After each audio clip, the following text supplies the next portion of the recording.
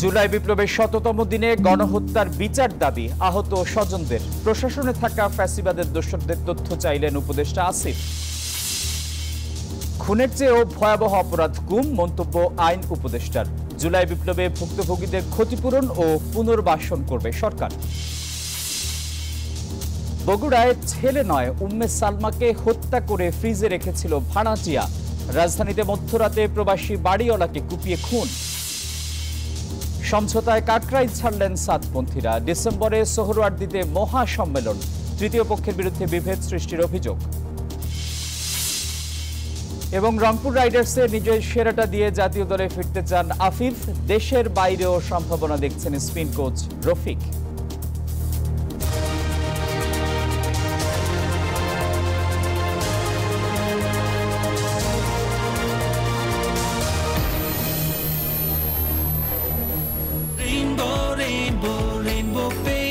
Rainbow Paints, the color of joy. সবাইকে স্বাগত জানাচ্ছি নিউজ 24 রাত 12টার সংবাদে। আপনাদের সঙ্গে আছি আমি আসিফ টিপু। দেখছিলেন সংবাদ শিরোনাম। শব্দের আরেক নাম, একদম ইউনিক স্ট্রাকচারাল ডিজাইনের কসমিক ডোর। এর ওয়াল থিকনেস ও রিপ থিকনেস বেশি থাকা থেকে 50 বছরেরও বেশি। কসমিক ডোর, নিশ্চিন্তে 50 বছর। এবারে বিস্তারিত। গণঅভ্যুত্থানই চূড়ান্ত বিজয় নয়, সবার মৌলিক অধিকার নিশ্চিত না হওয়া পর্যন্ত আন্দোলন চলবে, বলছেন অভ্যুত্থানে আহত শিক্ষার্থীরা। জাতীয় প্রেস ক্লাবে জাতীয় মুক্তি কাউন্সিল আয়োজিত এক অনুষ্ঠানে এসব কথা বলেন তারা। আন্দোলনে হতাহতদের পরিবারের সদস্যরা উত্তাল সেই সময়ের স্মৃতিচারণ করেন, বলেন গণহত্যার বিচার নিশ্চিত করতে হবে।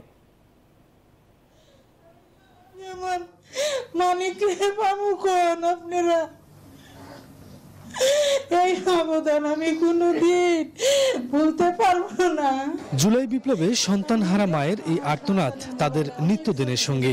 কুক্ষিগত ক্ষমতা টিকিয়ে রাখতে শেখ হাসিনার সরকার নির্বিচারে দেশের তরুণদের বুকে যে গুলি ছুড়েছে তাতে শহীদদের একজনের গর্ভধারিণী তিনি। কোটি টাকার বিনিময়ে আমি আমার সন্তানরে পাবো না। আজ 4 মাস হয়ে যাইতেছে আমার সন্তান আমার মা কইয়া ডাকেন। শেখ হাসিনা পালিয়ে গেছেন ঠিকই, কিন্তু বর্বর এক অধ্যায়ের রচনা করে গেছেন। জাতীয় প্রেস ক্লাবে আয়োজিত আলোচনা সভায় সেই ভয়ঙ্কর ঘটনার স্মৃতিচারণ করেন আহত ও নিহতদের পরিবারের সদস্যরা। দাবি করেন বিচারের। সরকারের কাছে বর্তমানে যে সরকার আছে তার কাছে বিচার চাই। আমি কি করব, বয়স হয়ে গেছে। আহতরা এখনো বেরিয়ে আসতে পারেনি সেই নির্মমতা থেকে। প্রতিটি দিন কাটছে অনিশ্চয়তায়। 50-60 বছরের একজন বয়স্ক লোককে আমার পাশে একসাথে যদি আমাদের হাঁটার প্রতিযোগিতা করা হয়, যখন সে আমার থেকে সামনে চলে যাবে তো তখন আপনারা বুঝতে পারবেন আমি আসলে কিরকম আছি। আমি সহ আরো 2 জন ছিল আমার সাথে। আমরা এক সিরিয়ালে ছিলাম যাত্রাবাড়ি মাছের আড়তের সামনে। তো 3 জন আমরা আহতই। বিপ্লবের পূর্ণতা পাবে ফ্যাসিস্টদের বিচার নিশ্চিত করার মাধ্যমে। আর কোনো রাজনৈতিক দল বা ব্যক্তি যাতে এমন সাহস দেখাতে না পারে সেই ব্যবস্থা নিশ্চিত করার তাগিদ দেন বক্তারা। জনগণের যে আকাঙ্ক্ষা, জনগণের যে ইচ্ছা, জনগণের যে বাকস্বাধীনতা, জনগণের যে পাওয়ার, সেই জায়গাতে আমাদের আনার জন্য আমাদের আন্দোলনকে এগিয়ে নিয়ে যেতে হবে। দ্রুত আন্দোলনে আহতদের সঠিক চিকিৎসা ও পুনর্বাসন এবং নিহতদের পরিবারের পাশে দাঁড়াতে সরকারের প্রতি আহ্বান জানান আলোচকরা। সেই চেতনার উপরে শফিকুজ্জামান রুবেল, নিউজ 24, ঢাকা। ক্ষমতাচ্যুত শেখ হাসিনা দেশ ছেড়ে চলে গেলেও ফ্যাসিবাদের দোসরদের শেকড় অনেক গভীরে রয়ে গেছে বলে মন্তব্য করেছেন যুব ও ক্রীড়া উপদেষ্টা আসিফ মাহমুদ সজীব ভুঁইয়া। বলেন দলীয় নেতাদের দায়িত্ব পালন করেছে বিগত সরকারের আমলের প্রশাসনের কিছু লোক। শুক্রবার বিকেলে অফিসার্স ক্লাবে গণঅভ্যুত্থানের 3 মাস উপলক্ষে আয়োজিত এক অনুষ্ঠানে তিনি এ কথা বলেন। এই প্রজন্মের মাননীয় উপদেষ্টা কিভাবে সংস্কার করলে, কাঠামোগত পরিবর্তন করলে ভবিষ্যতে আর কখনো প্রশাসনের এতটা দলীয়করণ সম্ভব হবে না। ভবিষ্যতে আর কখনো প্রশাসন এতটা দল দাসের মতো কার্যক্রম করবে না, জনগণের বিরুদ্ধে জনবিরোধী অবস্থান নেবে না। সেটা নিশ্চিত করার জন্য আপনাদের মতামত দেবেন এবং সেই অনুযায়ী সরকার জনপ্রশাসনের সংস্কার নিয়ে আসবে। এই যে আমার ব্যাংক আরএফএল গ্যাস স্টোভ, এর সায়েন্টিফিক নজল আর ব্রাশ বার্নার তাপকে সমানভাবে ছড়িয়ে খরচ বাঁচায় 25%। আরএফএল গ্যাস স্টোভ নিরাপদ ও গ্যাস সাশ্রয়ী। 304 ফুড গ্রেড স্টেইনলেস স্টিলে তৈরি, যা নিশ্চিত করে জংবিহীন সিঙ্কের আজীবন নিশ্চয়তা। আরএফএল কিচেন সিঙ্ক, স্বাস্থ্যকর কিচেনের চিরস্থায়ী সমাধান। খুনের চেয়েও ভয়াবহ বিষয়ে কাউকে গুম করে ফেলা। রাজধানীতে এক অনুষ্ঠানে এই মন্তব্য করেছেন আইন উপদেষ্টা আসিফ নজরুল। বলেন, গুমের শিকার পরিবারকে ক্ষতিপূরণ ও পুনর্বাসনের পাশাপাশি গুম প্রতিরোধে আইন করার পরিকল্পনা করছে সরকার। অনুষ্ঠানে অংশ নেন অ্যাটর্নি জেনারেল ও শিল্প উপদেষ্টাও। তারা বলেন, ন্যায় বিচার পাওয়া প্রতিটি মানুষেরই অধিকার। শুক্রবার সকালে রাজধানীর গুলশানে গুম সংক্রান্ত অধিকার এশিয়ান ফেডারেশন এগনেস্ট ইনভলেন্টারি ডিসঅ্যাপিয়ারেন্সের ৮ম কংগ্রেসের আয়োজন। যোগ দেন অন্তর্বর্তীকালীন সরকারের আইন উপদেষ্টা আসিফ নজরুল, অ্যাটর্নি জেনারেল মোহাম্মদ আসাদুজ্জামান এবং শিল্প উপদেষ্টা আদিলুর রহমান সহ বিশিষ্টজনরা। গত ১৫ বছরে দেশে গুম খুনের বিষয় তুলে ধরে শিল্প উপদেষ্টা আদিলুর রহমান বলেন, ন্যায় বিচার শুধু গুম খুনের পরিবারের জন্যই নয়, প্রতিটি মানুষেরই প্রাপ্য। Justice is the priority not only for the victims of enforced disappearances. Justice is the priority for all the people of Bangladesh who suffered under the brutal fascist regime in the last 15.5 years. এ সময় attorney general বলেন, নির্মম নির্যাতনের শিকার হয়েছেন গুম হওয়া ব্যক্তি ও পরিবারের মানুষ। So in one hand, the emotional aspect, they cannot do these things, and other hand, practically, they are suffering in every moment. অনুষ্ঠানে আইন উপদেষ্টা বলেন, সরকারের সক্ষমতার ঘাটতি থাকলেও আন্তরিকতার কমতি নেই। দেরিতে হলেও যারা গুমের সঙ্গে জড়িত তাদের শেষ দেখা হবে। আমাদের সক্ষমতার ঘাটতি থাকতে পারে, কিন্তু আমাদের আন্তরিকতা আর সাহসের কোনো অভাব নেই। এবং এটার মধ্যে ক্ষতিপূরণ হোক, এই লিগাল যে প্রবলেমগুলো আছে, access to bank account, inheritance, এগুলোকে রিজলভ করার চেষ্টা করব। গুমের শিকার পরিবারকে ক্ষতিপূরণ ও পুনর্বাসনের পাশাপাশি গুম প্রতিরোধে আইন করার পরিকল্পনা করছে সরকার, জানান আইন উপদেষ্টা। খুন করার চেয়েও খারাপ অপরাধ হচ্ছে গুম। মাহমুদ হাসান, নিউজ 24, ঢাকা। বিজলি কেবলস যে কোনো স্থাপনার বৈদ্যুতিক সংযোগকে রাখে নিরাপদ। এর স্কিন কোটেড ইনসুলেশন সম্পূর্ণ ফায়ার রিটার্ডেন্ট, তাই বিজলি কেবলস নিজেই নিজেকে নেভায়। বিজলি কেবলস, নিরাপদ আজীবন। জুলাই আগস্টের গণহত্যা নিয়ে ভারতের অবস্থান অস্পষ্ট, উল্টো দায়ীকে আশ্রয় দিয়েছে। বিবিসি হিন্দিকে দেয়া সাক্ষাৎকারে মন্তব্য করেছেন তথ্য উপদেষ্টা নাহিদ ইসলাম। শুক্রবার বিবিসি হিন্দিকে দেয়া ওই সাক্ষাৎকারে তিনি আরও জানান, সংখ্যালঘুদের নিরাপত্তা নয়, বরং ভারতের কথা বলা প্রয়োজন জুলাই আগস্টে সংঘটিত গণহত্যা নিয়ে। এ সময় তিনি আরও জানান, ভারতীয় গণমাধ্যম বাংলাদেশ সরকারকে নিয়ে ভুল সংবাদ প্রচার করে যাচ্ছে, যার ইতি টানার কথাও তিনি পরিষ্কার করেন।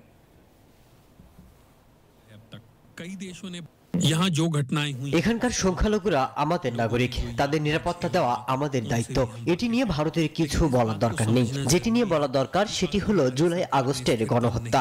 বরং এই ধরনের প্রশ্ন করা দরকার, ভারত বাংলাদেশের চ্যালেঞ্জ মোকাবেলায় কি ধরনের সাহায্য করতে পারে। কানুনি তর সে বাংলাদেশ ভারত সম্পর্ক উন্নয়নে পুরনো নীতি পরিবর্তন করে ভারতকে নতুন বয়ান তৈরি করতে হবে, এমন মন্তব্য করেছেন বিএনপির স্থায়ী কমিটির সদস্য আমির খসরু মাহমুদ চৌধুরী। শুক্রবার ঢাকা বিশ্ববিদ্যালয়ের সমাজবিজ্ঞান অনুষদে আয়োজিত অভিন্ন নদীর পানি ও ভারত প্রশ্ন সমাধানের পথ শীর্ষক আলোচনায় তিনি এই কথা বলেন। জানান, দুদেশের সম্পর্কের স্বার্থ কোনো ধরনের হস্তক্ষেপ করার মানসিকতা থেকে ভারতকে বেরিয়ে আসতে হবে। একই সাথে আন্তর্জাতিক পানি আইন অনুযায়ী ভারত বাংলাদেশের মধ্যে বিদ্যমান নদী ও পানির সমস্যা সমাধানের উপরও জোর দেন আমির Khasru. I don't see any problem দুদেশের মধ্যে রিলেশনশিপে। তোমরা যদি এই তিনটা বিষয়কে ধারণ করতে পারো, অ্যাকসেপ্ট করতে পারো, গ্রহণ করো, এবং তোমাদের বাংলাদেশের পররাষ্ট্র নীতিতে এটা ইনকর্পোরেট করে বাংলাদেশ ভারত রিলেশনশিপকে সামনের দিকে এগিয়ে নিয়ে যেতে চাও, I don't see any problem. এলো instant milk powder happy cow, যেমন সাশ্রয়ী তেমনি পুষ্টিগুণে ভরপুর। আর এটা নিউজিল্যান্ডের গরুর দুধ। হ্যাপি কাউ, গরুর দুধের স্বাদ সবাই পাক। বগুড়ায় মাকে হত্যার পর ডিপ ফ্রিজে রাখার ঘটনায় নতুন মোড় নিয়েছে। পুলিশ এখন বলছে, নিহতের ছেলে নয়, বাড়ির ভাড়াটিয়ারাই ঘটিয়েছে হত্যাকাণ্ডটি। এ ঘটনায় গ্রেপ্তার করা হয়েছে 3 জনকে। গত 10 নভেম্বর বগুড়ার দুপচাচিয়া জয়পুর পাড়া এলাকায় নিজ বাসায় ডিপফ্রিজ থেকে উম্মে সালমা খাতুনের মরদেহ উদ্ধার করে পুলিশ। ঘটনায় নিহত ছোট ছেলে সাদ বিন আজিজুরকে আটক করা হয়। সে সময় র্যাব জানিয়েছিল হাত খরচের টাকার জন্য মাকে হত্যা করেছিল তার ছেলে। এবার পুলিশই তদন্তে নিল নতুন মোড়।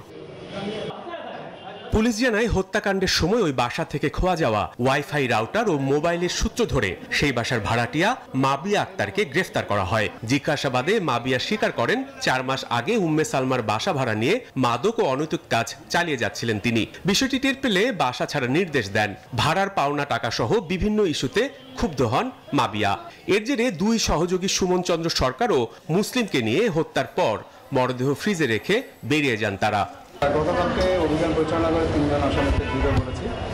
তাদের মধ্যে একজন স্বীকারোক্তিমূলক জবানবন্দি বিজ্ঞাপনের মধ্যে প্রদান করেছে, আর 2 জনের বিষয়ে আমরা রিমান্ডের আবেদন করেছিলাম। 2 দিনের রিমান্ড মঞ্জুর করেছি। প্রথম থেকে তদন্ত করতেছিলাম। প্রথম তদন্তে আমরা যখন সাতকে সাবজেক্ট মনে হয়েছে তখন আমরা তার কলেজে যাই। কলেজে যে তার টোটাল ভিডিও ফুটেজটা আমরা নিই এবং ওই টিচারদের সাথে কথা বলি। প্রত্যেকটা টিচারই বলে যে না, আমার ক্লাসে উপস্থিত ছিল। এই পুরো 8 ঘন্টা 2টা ক্যামেরা 16 ঘন্টা ভিডিও ফুটেজ পর্যালোচনা করে দেখি যে সে যথাসময়েই সেই তার ক্যাম্পাসে প্রবেশ করছে এবং যথাসময়ে সে বের হয়ে যাচ্ছে। এদিকে ছেলে জড়িত নয় দাবি করে আসল রহস্য উদ্ঘাটন হোক এমন প্রত্যাশা নিহতের স্বামী সহ স্বজনদের। বারবার চাচ্ছিলাম যে হত্যার সঠিক রহস্যটা বেড়ে আসে, আমার ছেলে যে অপরাধী হয় তার শাস্তি হবে, কিন্তু আমি নিরপরাধীদের শাস্তির আওতাভুক্ত না আসে। ব্রিফিং এর পরে তখন আমরা সবাই সব, কারণ আমাদের কখনো এটা কল্পনাও করা কঠিন যে আমার নিজের ভাই, আমার ভাইয়ের সবচেয়ে প্রিয় সে এমন কাজ করতে পারে। আমরা চাই এটার সুষ্ঠু তদন্ত আরো হোক এবং সুষ্ঠু বিচার হোক। তবে কি কারণে হত্যাকাণ্ড, কারা জড়িত তা জানতে আরো অপেক্ষা করার কথা জানিয়েছে পুলিশ। Desk report, news 24। রাজধানীর ধানমন্ডিতে মধ্যরাতে বাসায় ঢুকে যুক্তরাজ্য প্রবাসী এক চিকিৎসককে কুপিয়ে হত্যা করেছে দুর্বৃত্তরা। স্থানীয়রা বলছেন ছুটি কাটাতে কিছুদিন আগেই দেশে ফিরেছিলেন চিকিৎসক দম্পতি। ডাকাতির ঘটনায় খুন নাকি টার্গেট কিলিং, বিষয়টি খতিয়ে দেখছে পুলিশ। বৃহস্পতিবার রাত 1:30টায় মাস্ক পরিহিত 3 যুবককে একটি বাড়ির ভিতর ঢুকতে দেখা যায়। ঠিক 2:30টার দিকে সিসি ক্যামেরার ফুটেজে একই ব্যক্তিদের দৌড়ে পালিয়ে যেতে দেখা যায়। রাজধানী ধানমন্ডির নিজ বাড়িতে খুন হন যুক্তরাজ্য প্রবাসী চিকিৎসক একেএম আব্দুর রশিদ। বাড়ির ভাড়াটিয়া ও স্থানীয়রা বলছেন মধ্যরাতে হঠাৎ রশিদের স্ত্রী ডাক্তার সুফিয়া রশিদের চিৎকার শুনে এগিয়ে আসেন তারা। পরে রক্তাক্ত অবস্থায় তাকে উদ্ধার করে হাসপাতালে নেওয়া হয়। সুফিয়া আন্টি অনেক চিল্লাচিল্লি করে বের হয়ে আমরা ডিরেক্ট এখানে আসি, যে চোর চোর বলতেছে, আমরা নিচে আসি। এসের পর আমরা আসার আগেই ওরা মূলত ওই দেওয়াল টপকায় চলে গেছে। এদিক দিয়া এই যে এখান দিয়ে বাড়াইছে, ওই যে উপর দিয়া এখান দিয়ে বাড়াইছে। যারা এই অকারেন্স করছে তাদেরকে আমরা দেখিনি। পুলিশের দাবি প্রবাসী এই চিকিৎসক দম্পতি কিছুদিন আগেই দেশে এসেছেন। এই 2 সদস্যই ধানমন্ডির বাড়িটিতে বসবাস করতেন। রাতে দোতলায় বারান্দার দরজা খোলা পেয়ে দুর্বৃত্তরা রুমের ভেতর ঢুকে পড়ে। চিৎকারের আওয়াজ পেয়ে স্ত্রী ছুটে এলে দুর্বৃত্তরা রশিদকে এলোপাথারি ছুরিকাঘাত করে পালিয়ে যায়। ডাকাতি নাকি টার্গেট কিলিং তা খতিয়ে দেখছে পুলিশ। এইটা প্রাথমিকভাবে আমরা যেটা অনুসন্ধান করে আমরা যেটা পেয়েছি সেটা আমাদের কাছে এরকম টার্গেট কিলিং মনে হচ্ছে না। আপাতত আমাদের কাছে যেটা মনে হচ্ছে এটা চুরি বা এরকম কোনো ইন্টেনশন নিয়ে এসেছিল। ফাইনালি হচ্ছে বিষয়টা এতদূর গড়ায়। এই ঘটনায় নিহতের স্বজন বাদী হয়ে হাজারীবাগ থানায় একটি মামলা দায়ের করেছেন। বদরুল আলম শাওন, নিউজ 24, ঢাকা। এদিকে রাজধানীর আজিমপুরে একটি বাসায় ডাকাতির পাশাপাশি শিশু অপহরণের অভিযোগ উঠেছে। শুক্রবার সকালে আজিমপুর মেডিকেল স্টাফ কোয়ার্টার এলাকায় এই ঘটনা ঘটে। বাড়ির কেয়ারটেকার জানান, ফারজানা আক্তার স্বরাষ্ট্র মন্ত্রণালয়ে চাকরি করেন। তিনি স্বামী ও সন্তান নিয়ে ওই কোয়ার্টারে থাকেন। সাবলেজ ভাড়া নিয়ে একদিন আগে তাদের বাসায় ওঠেন এক মহিলা। পরে আজ সকালে আরও 3 জন পুরুষ এসে ফারজানাকে হাত পা বেঁধে জিম্মি করে। পরে ডাকাতরা টাকা ও স্বর্ণালঙ্কারের পাশাপাশি 8 মাসের শিশু জাইফাকে অপহরণ করে নিয়ে যায়। 3 জন পুরুষ লোক নাকি একসঙ্গে ঢুকছে, গামছা দিয়ে মুখ বাঁধে ওনার ফ্লোরে বসায় রাখছিল। ওই বাচ্চার মাকে বসায় রেখে তারপরে ওই আলমারির থেকে নাকি টাকা পয়সা নিছে, ওনার মোবাইল নিছে, নিয়ে তারপরে ওনারা ওনাকে ওই ঘরের ভিতরে আটকাই থুয়ে তারপরে উনি নাকি বাড়ি হয়ে গেছে। সংবাদের সময় হলো একটা বিরতির, আরো খবর নিয়ে ফিরছি, আমাদের সঙ্গেই থাকুন।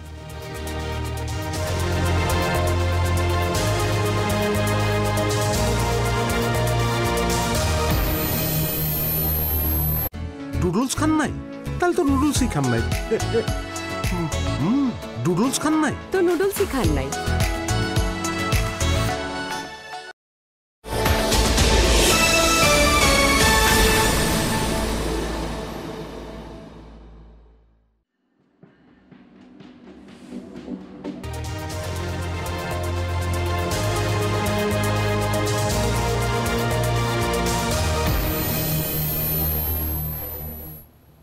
বিরতির পর স্বাগত জানাচ্ছি আরও একবার।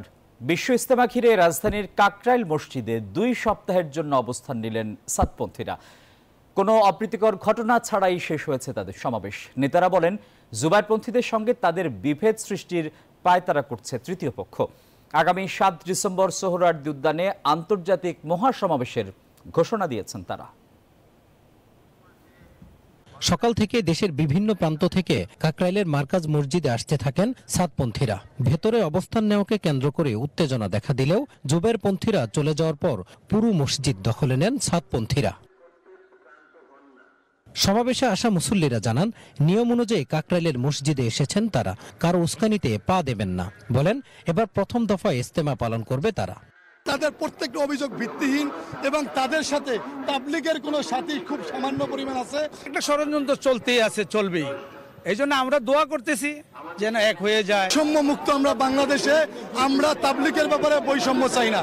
তাবলিগের কোনো সাথী খুব সামান্য পরিমাণ আছে, আর তারা মাদ্রাসার ছাত্রদেরকে ভুল বুঝিয়ে ওখান থেকে ভাড়া করে তাদেরকে এনে এই তাবলিগের মেহনতকে কুলুষিত। সাতপন্থী নেতা মুয়াজ বিন নূর জানান, তাদের সমাবেশ কারো বিরুদ্ধে নয়। এ সময় জুবাইরপন্থীদের আলোচনায় বসার আহ্বান জানান তিনি। ঘোষণা দেন সাত কান্দুলবিকে বাংলাদেশে আনার। আমাদেরকে ওনারা যেরকম বাংলাদেশের জনগণ, আমরাও এরকম বাংলাদেশের জনগণ, আমাদেরও এরকম অধিকার আছে। হ্যাঁ, ওনারা তো 7 বছর ওনাদের অধিকার নিছেন। হ্যাঁ, আমরা এখন আমাদের অধিকার চাই। আমাদের আমির সাহেব আসবেন এবং কি আমরা প্রথম ইজতেমা ইনশাআল্লাহ। টঙ্গীতে বিশ্ব ইজতেমা ও কাকরাইল মসজিদের নিয়ন্ত্রণ নিয়ে মুখোমুখি অবস্থানে থাকা তাবলিগ জামাতের 2 অংশের মধ্যে বেশ কিছুদিন ধরেই উত্তেজনা বিরাজ করছে। মাজহারুল ইসলাম, নিউজ 24, ঢাকা।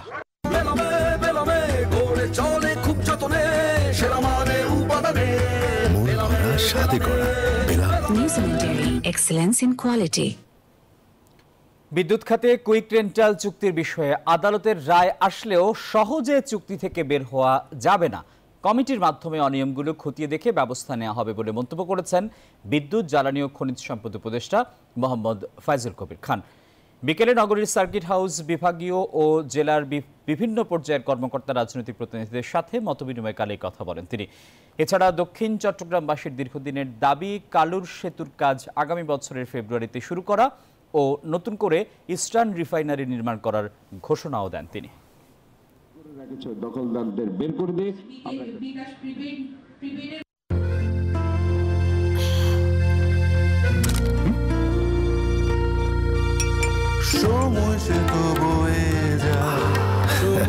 এভাবে সময় পাল্টে যায়, কিন্তু ডিপ্লোমা সে একই সাথে একই মানে যুগ যুগ ধরে রয়ে যায়। নিউজিল্যান্ডের এক্সেলেন্স ইন কোয়ালিটি। গাজীপুরের চান্দনায় ছাত্র শ্রমিক জনতা হত্যাকারীদের গ্রেপ্তার ও বিচারের দাবিতে শ্রমিক সমাবেশ হয়েছে। শুক্রবার বিকেলে গাজীপুরের চান্দনা চৌরাস্তায় ওয়ার্কার্স পার্টি ও বাংলাদেশ বিপ্লবী গার্মেন্টস শ্রমিক সংহতির উদ্যোগে এ শ্রমিক সমাবেশ অনুষ্ঠিত হয়। সমাবেশে প্রধান অতিথির বক্তব্য রাখেন ওয়ার্কার্স পার্টির সাধারণ সম্পাদক ও গণতন্ত্র মঞ্চের শীর্ষ নেতা সাইফুল হক। সমাবেশে বক্তারা তৈরি পোশাক খাতে নৈরাজ্যকারীদের প্রতিহত করতে সরকার ঘোষিত 18 দফা চুক্তি বাস্তবায়ন, শ্রমিক ছাঁটাই বন্ধ এবং অবাধ ট্রেড ইউনিয়ন গঠন নিশ্চিত করার দাবি জানান। গাড়িটা আমার প্রেজেন্ট, আমার ফিউচার, আমার হ্যাপি লাইফ। আইডিএলসি আমার ফাইন্যান্সিয়াল পার্টনার বলেই কার লোন আমার কাছে লাইফ ইনভেস্টমেন্ট। আমদানিতে ব্যাপক শুল্ক প্রত্যাহারের পরও নিয়ন্ত্রণে আসছে না বাজার। উত্তরাঞ্চলে বন্যা, হিমাগারে মজুতদারি আর সরবরাহ অব্যবস্থাপনা প্রধানত এই 3 কারণে বাজারে বেড়েছে চাল, আলু এবং পেঁয়াজের দাম। ব্যবসায়ীরা বলছেন পরিস্থিতি কিছুটা স্বাভাবিক হতে পারে জানুয়ারিতে। এদিকে সবজির দাম নিয়েও মিশ্র প্রতিক্রিয়া জানিয়েছেন ক্রেতারা। বেশি করে আলু খান, ভাতের উপর চাপ কমান, এরশাদ সরকারের সময় এমনই স্লোগান ছিল। সেই আলুর দাম গরিবের মোটা চালের দামকে অতিক্রম করেছে কিছুদিন আগে। পাইকারিতে 60 টাকা কেজির এই নিত্যপণ্যটি পাড়া মহল্লায় বিক্রি হচ্ছে 70 টাকায়। এখানে দাম বাড়তেছে কমতেছে সম্পূর্ণ হলো কোলেস্টোর, যারা রাখি ব্যবসা করে মজুত করে 11 সিন্ডিকেট ওরা করে। এখন তো নতুন আলু আসতো, নতুন আলু তো আরো আইতে 1 মাস লাগবে, এখন তো আলু যা আছে তো হয় না। পেঁয়াজের দাম শতকের ঘর থেকে নামানো যাচ্ছে না কোনোভাবেই। চাল, আলু ও পেঁয়াজের ক্ষেত্রে সেপ্টেম্বর থেকে শুল্ক প্রত্যাহার, আমদানি অনুমোদন সহ বিভিন্ন চেষ্টা চালাচ্ছে সরকার, তবে কার্যকর প্রভাব নেই বাজারে। চালের বাজার নিয়ে অস্বস্তিতে ভোক্তারা। 3 মাসের ব্যবধানে কম দামি বিভিন্ন জাতের চাল কেজিতে বেড়েছে 8 থেকে 10 টাকা। চালের বাজার যেটা, এটা কিন্তু আগের চাইতে অনেক বেশি। উত্তরবঙ্গে বন্যা হয়েছে, বন্যা হওয়ার কারণে ফসলটা নষ্ট হয়ে গেছে। কম দামি চাল যেটা সন্না, উটনি সন্না, সেটা 3 মাস আগে আপনার 44-45 টাকা ছিল, এখন বর্তমানে আপনার 52-53 টাকা হচ্ছে। অন্যদিকে পেঁয়াজের আমদানি শুল্ক শূন্যের কোঠায় আনা হলেও খুচরা বাজারে মান ভেদে দাম 120 থেকে 135 টাকা কেজি। দেশি পেঁয়াজটা যদি পর্যাপ্ত পরিমাণ আমদানি থাকতো তাহলে পেঁয়াজের দামটা আরেকটু কম থাকতো। এখনো নতুন বীজ ওঠার 2 মাস দেরি আছে, 2 মাসের আগে বাজার কমার সম্ভব না। সার্বিক পরিস্থিতির জন্য বিদ্যমান পরিবহন ও হিমাগার ব্যবস্থাপনাকে দায় দিলেন ভোক্তা অধিকার কর্তৃপক্ষ। যেখান থেকে পেঁয়াজটা সাপ্লাই হচ্ছে সেখানে পেঁয়াজগুলা একটু ভেজা, কোল্ড স্টোরেজের ভেতরে একটা হাত বদল হয়েছে। এদিকে সবজির বাজার নিয়ে ক্রেতাদের মধ্যে আছে মিশ্র প্রতিক্রিয়া। মোটামুটি 50-60 টাকা, সিমের দামটা একটু বেশি, সিম হলো 100 টাকা কেজি, তারপর ফুলকপি, পাতাকপি 40 টাকা 50 টাকা পিস। এখানে এসে একটু কম থাকলেও এটা যখন আবার ছোট ছোট বাজারে চলে যাচ্ছে তখন এই প্রোডাক্টগুলোর দাম হু করে অনেক বড় হয়ে যাচ্ছে। স্থিতিশীল আছে মাছ ও মুরগির বাজার। গরুর মাংস বিক্রি হচ্ছে 750 টাকা কেজি আর খাসির মাংস 1100 টাকায়। মুরসালিন হক জুনায়েদ, নিউজ 24, ঢাকা। আমি এই চেয়ারে বসবো না। বাচ্চু ভাই, এই চেয়ারকে ভয় পেও না। ডেন্টিস্টের পরামর্শে নাও নতুন কোলগেট অ্যাক্টিভ সোল, যা দাঁতের সমস্যা শুরু হওয়া মাত্রই থামিয়ে দেয়। না থাকবে ব্যথা, না থাকবে ভয়। এবার আন্তর্জাতিক প্রসঙ্গ। শ্রীলঙ্কায় পার্লামেন্ট নির্বাচনে বিপুল বিজয় পেল বামপন্থী প্রেসিডেন্ট অনুরার জোট। বিশ্লেষকরা বলছেন, পার্লামেন্টে অনুরার জোটের সংখ্যাগরিষ্ঠতা অর্জন তার হাতকে শক্তিশালী করল। এখন তিনি তার অর্থনৈতিক সহ অন্যান্য নীতি সহজেই বাস্তবায়ন করতে পারবেন। তবে প্রতিবেশী দেশগুলোতে বামপন্থীদের আগমনে অস্বস্তি বাড়ছে নয়াদিল্লির।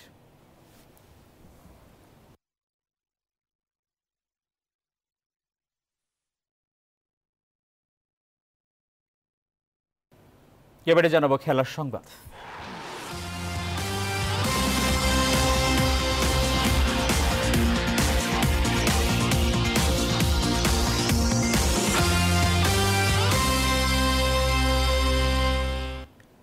গ্লোবাল সুপার লিগ সামনে রেখে মিরপুরে দ্বিতীয় দিনের মতো অনুশীলন করেছে রংপুর রাইডার্স। নিজের সেরাটা দিয়ে জাতীয় দলে ফেরার পথ সহজ করতে চান এই আসরে রংপুরের জার্সিতে খেলা আফিফ হোসেন। আর মেন্টর মোহাম্মদ রফিক রংপুরের দেশের বাইরের টুর্নামেন্টে অংশগ্রহণকে দেখছেন অন্য ক্লাবগুলোর জন্য সুযোগ হিসেবে। জাতীয় দলে ওয়ানডে ফরম্যাটে আপাতত কোনো অ্যাসাইনমেন্ট নেই। টেস্ট খেলতে ওয়েস্ট ইন্ডিজে টাইগাররা, তারপরও হোম অফ ক্রিকেটে দেখা গেল লাল সবুজ জার্সির ক্রিকেটারদের অনুশীলন। দলটি রংপুর রাইডার্স। জুলাই অভ্যুত্থানের স্মৃতি নিয়ে জার্সিতে এসেছে পরিবর্তন। বিপ্লব গায়ে জড়িয়ে যেন বেশ উজ্জীবিত রাইডার্স বাহিনী। দল গুছিয়ে রাইডার্সদের সামনে থেকে নেতৃত্ব দিচ্ছেন ক্যাপ্টেন নুরুল হাসান সোহান। শেষ মুহূর্তের প্রস্তুতি পরখ করে নিচ্ছিলেন batting coach Mohammad Ashraful. BPL এর আগামী আসরে খুলনার টিমে থাকলেও ওয়েস্ট ইন্ডিজে গ্লোবাল টি-20 আসর সামনে রেখে রংপুর দলে ফিরেছে আফিফ হোসেনকে। এই টুর্নামেন্ট নিয়ে জানালেন নিজের পরিকল্পনা। রংপুর রাইডার্স আমাদের এরকম একটা অপরচুনিটি প্রোভাইড করতেছে, তো এরকম অপরচুনিটি তো সবসময় আসে না, তো আশা থাকবে রংপুর রাইডার্সের হয়ে যেতে ভালো করতে পারে। রংপুর ক্যাপ্টেন সোহানকে নিয়েও কথা বলেন আফিফ। সোহান ভাইয়ের সাথে আসলে শুধু এখন যে ফার্স্ট টাইম খেলা এটা না, আমরা অনেক টিমে এর আগেও খেলেছি, তো অবশ্যই ক্যাপ্টেন হিসেবে অনেক ভালো দেখেই সে ক্যাপ্টেন্সি করে সব। আন্তর্জাতিক টুর্নামেন্টে ক্লাব হিসেবে রংপুরের অংশগ্রহণকে অন্যদের পাথর হিসেবে দেখছেন রাইডার্স মেন্টর মোহাম্মদ রফিক। বাংলাদেশে যেন এই যাওয়া শিখলো এটি কিন্তু একটা ভালো পজিটিভ সাইড। তা আমি মনে করি এই যাওয়া শিখলো দেখা যায় এখন টিম যাচ্ছে, ভবিষ্যতে দেখা যায় এইসব প্লেয়ারগুলো যদি ভালো খেলে দেখা যায় ওদের যে টুর্নামেন্টগুলো হয় দেখা যায় বাংলাদেশে অনেক প্লেয়ার ডাকবে এবং টানবে। তা আমি মনে করি এটা একটা খুব ভালো পজিটিভ সাইড। 26 নভেম্বর শুরু হওয়া টুর্নামেন্টে রংপুর ছাড়াও অংশ নেবে স্বাগতিক গায়ানা অ্যামাজন ওয়ারিয়ার্স, ইংল্যান্ডের হ্যাম্পশায়ার, পাকিস্তানের লাহোর কালান্ডার্স ও অস্ট্রেলিয়ার ভিক্টোরিয়া। শুভদেবনাথ, নিউজ 24 ঢাকা। এই ছিল নিউজ 24 রাত 12টার সংবাদে। আরও সংবাদ ও বিশ্লেষণ জানতে ভিজিট করুন news24bd.tv। এতক্ষণ আমাদের সঙ্গে থাকায় সবাইকে ধন্যবাদ।